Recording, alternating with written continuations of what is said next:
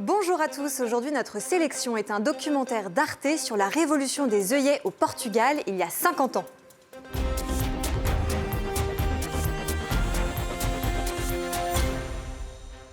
Le 25 avril, les Portugais ont célébré le 50e anniversaire de la révolution des œillets qui a permis la chute du dictateur Salazar.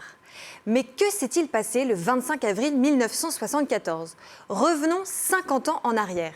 Cette nuit-là, juste après minuit, la chanson Grandola passe à la radio alors qu'elle avait été censurée.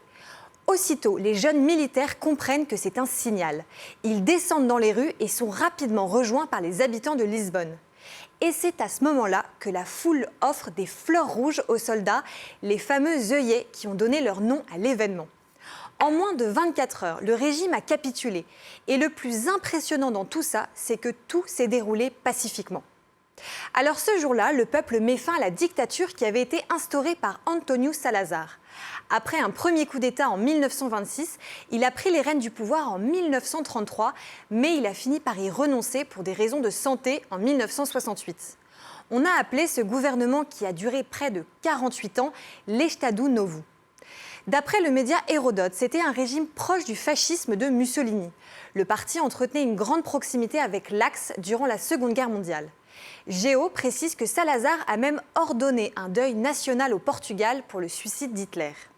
Mais malgré cette tendance politique, le pays est resté neutre dans la guerre. Il s'est contenté de vendre des armes aux deux camps. Alors il faut noter que la dictature portugaise est devenue membre fondateur de l'OTAN en 1949, ce qui lui a permis de s'assurer une légitimité internationale.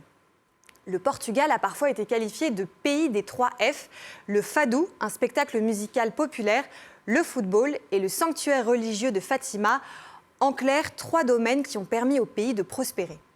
Mais les années 60 ont marqué une rupture pour cet ancien empire colonial. Peu à peu, le Portugal s'est ruiné dans les conflits d'indépendance de ses colonies africaines comme l'Angola, le Mozambique et surtout la Guinée-Bissau. La révolte des jeunes militaires en 1974 a marqué leur désir d'arrêter ces guerres et le rejet des positions du salazarisme. 50 ans après, pourtant, certains craignent un retour de cette mouvance. Dernier exemple en date, le parti antisystème de droite populiste Chega, qui a obtenu 18% des voix aux élections du mois de mars. Alors l'avenir dira s'il s'agit d'une tendance de fond ou d'un simple vote protestataire. Pour en savoir plus et échanger sur ce thème, retrouvez-nous sur Internet et les réseaux sociaux.